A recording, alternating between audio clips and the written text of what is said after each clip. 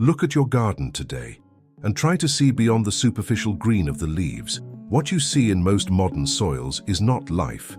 It is a state of artificial support, a biological ICU maintained by constant infusions of synthetic nitrogen and mineral salts that corrode the Earth's structure with every application. In 2026, market agriculture has become a chemical scam.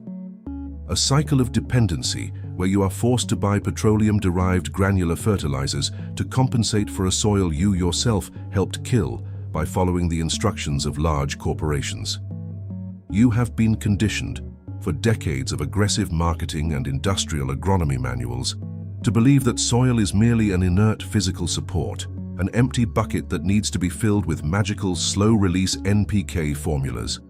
They created in you the fear of nutrient deficiency, so that you would never question why ancestral forests grow with explosive and sovereign force without ever having received a single gram of bagged fertilizer. They want you to ignore the invisible army working beneath your feet, so that you keep paying bills for poisons that kill the microbiota and sterilize your food lineage. But, buried beneath the leaf litter of virgin forests and in the survival protocols of Eastern masters, lies a secret of biological alchemy that defies botanical death itself. The zero-cost microbial liquid, a soil resurrection technology that requires no laboratories, no expensive chelates, and nothing beyond water, straw, and the intelligence of decomposition. A method that makes plants written off by modern agronomy awaken with a vigor that borders on the supernatural. Today, we will open the manual of guerrilla biotechnology. We will learn to capture the power of millennia and bottle it in a rustic biological reactor. Prepare to see your garden explode in colors, aromas, and mineral density while your wallet remains untouched by the financial system. If you are ready to exit the chemical matrix and become the curator of microscopic life, subscribe now. Join our technical resistance. The time of dead Earth ends today, and your productive silence begins now. To master this zero-cost secret, you must first unlearn the simplistic arithmetic of shelf fertilization and dive into the invisible physics of root symbiosis. The fatal error of the modern farmer is feeding the plant. The master of technical resistance, however, feeds the soil, so that the soil feeds the plant with the precision of a surgeon. What we are about to describe is not merely a liquid fertilizer. It is an inoculant of extreme biodiversity. In deep biology, plants do not eat minerals directly from the soil. They exchange sugars and exudates for nutrients that are pre-digested by billions of bacteria, fungi, and protozoa. When you apply a chemical fertilizer, you interrupt this millennial conversation. You make the plant lazy, weak, and dependent on ever-increasing doses of synthetic drug. The Japanese and Korean zero-cost system is based on cold anaerobic digestion, unlike traditional hot composting, which burns part of the nitrogen and requires constant manual labor. Our microbial liquid preserves every atom of biological energy through liquid fermentation. We create a primordial soup where microorganisms not only survive, they enter a state of exponential multiplication. Imagine a colony of microorganisms that evolved over millennia to break rocks and transform organic matter into chelated minerals. By offering them the correct environment of moisture and carbon, you create a biological task force capable of colonizing the roots of your plants and protecting them against any pathogen. This is what we call metabolic shielding. A plant fed by this liquid does not just grow in size, it grows in dry matter density. Cell walls become thicker, flavor becomes deeper, and resistance to pests becomes absolute, because microbial life acts as an external immune system, swallowing diseases before they even touch the plant's epidermis. Draw near with rigor and observe the materials that nature places in your hands without charging taxes. Building your reactor of life requires only 3 fundamental components, but the choice of each one defines the boundary between success and useless putrefaction. The first fundamental pillar is the native microorganism inoculant, IMO. You will not find this in plastic bottles with colorful labels. you must walk to the nearest forest remnant and look for the white mold that resides under dry decomposing leaves. There, in that white and delicate mycelium, is concentrated the local intelligence, microorganisms that have already proven their superiority by surviving the frosts, droughts, and attacks of your region. Bringing these beings into your garden is like bringing the defense software of the forest itself into your backyard. The second pillar is the long-term energy source. In the zero-cost system, we use cooked potato or rice. The starch in these foods functions as the ignition fuel for the population explosion of bacteria. The crass error of the amateur is using refined sugars or excess molasses, which attract opportunistic fungi and can unbalance the pH of the mixture toward the alcoholic side. The complex starch of the potato allows for a more stable and long-lasting fermentation, simulating the food that microorganisms would naturally find in the soil. The third pillar, the secret of mineralization, but is rock dust and seawater. If you do not have access to the sea, use pure, high-quality mineral salt. Microbial life needs trace minerals to build its cellular structures and to carry out ionic exchanges with the roots. Without base minerals, your microbial liquid will be nothing more than a soup of starving bacteria. With them, it becomes an ocean of chelated minerals ready for immediate absorption. Note the quality of the water. The chlorine in municipal networks is a sterilizing agent designed to kill life. If you use tap water without letting it rest, you will be killing your allies before they even begin to work. Use rainwater, well water, or let tap water rest for 48 hours so that the poison evaporates.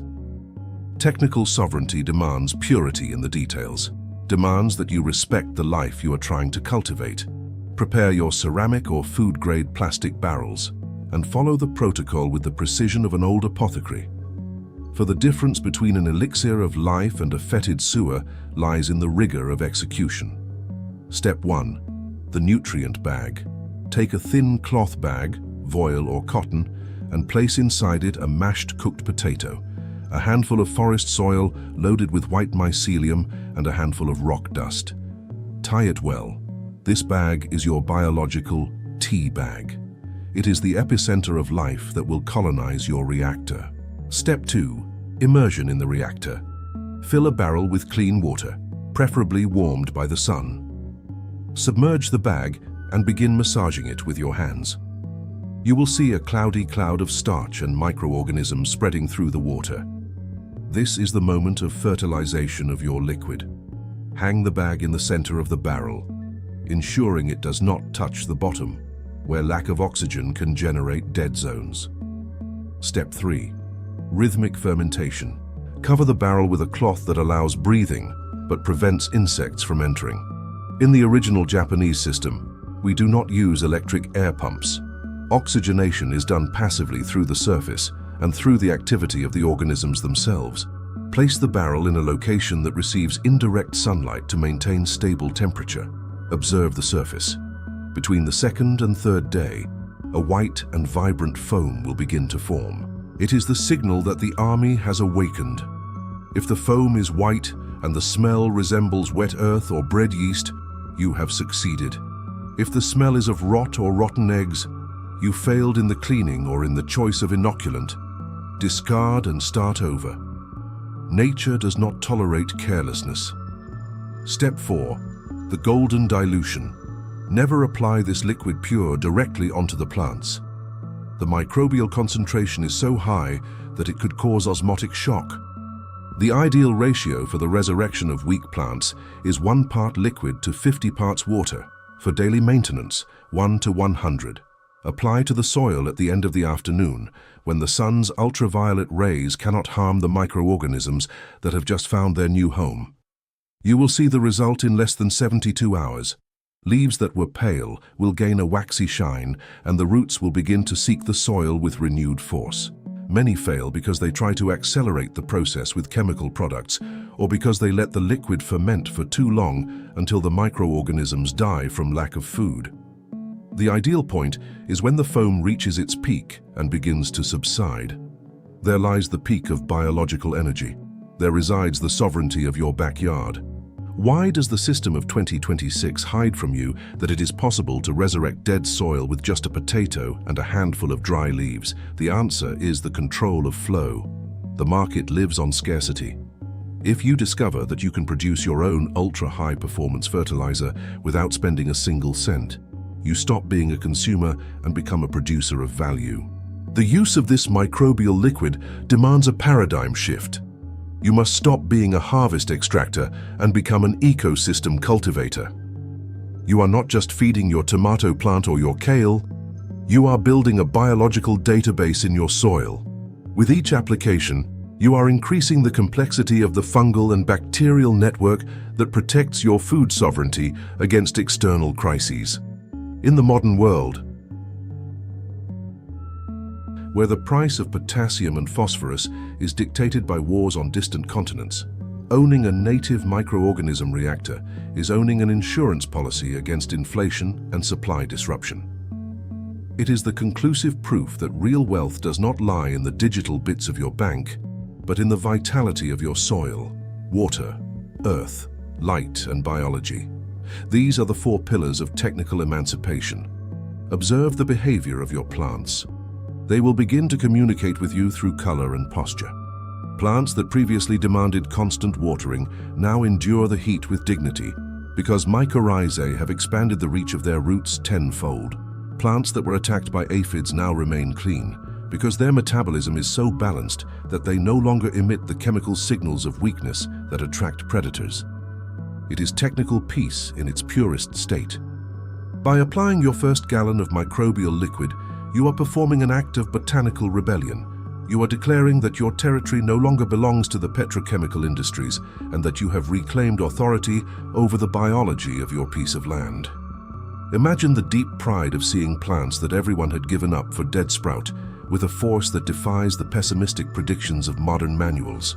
Seeing fruits with such high nutritional density that a single piece satisfies hunger in a way that supermarket food will never achieve.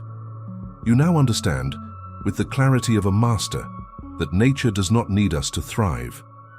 It is we who need to learn not to obstruct its eternal flow of regeneration. True food sovereignty begins in the invisible world. If your soil is alive, your family is strong. If your soil is sovereign, you are free. But remember, nutrition is the fuel, but the seed is the genetic code of life. What use is having the best soil in the world if you are planting sterile seeds designed to fail in the 2nd generation?